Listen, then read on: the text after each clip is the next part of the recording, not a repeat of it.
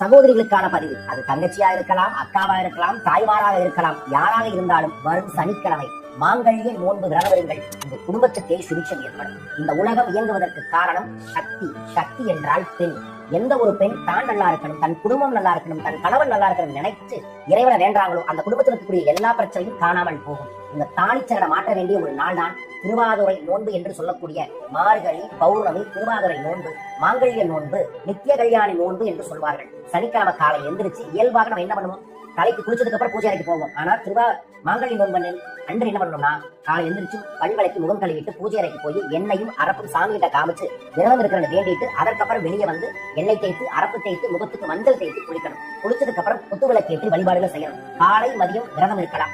7 மணிலிருந்து 9 மணிக்குள்ள தாளிச்சரடை தாராளமா நீங்க மாட்டிக்கொள்ளலாம். உங்க கணவர் கூட இருந்தா அவரை மாற்ற சொல்லுங்க, இல்லைன்னா மாமியாரையோ சகோதரிகளையோ மாற்றி விட சொல்லுங்க.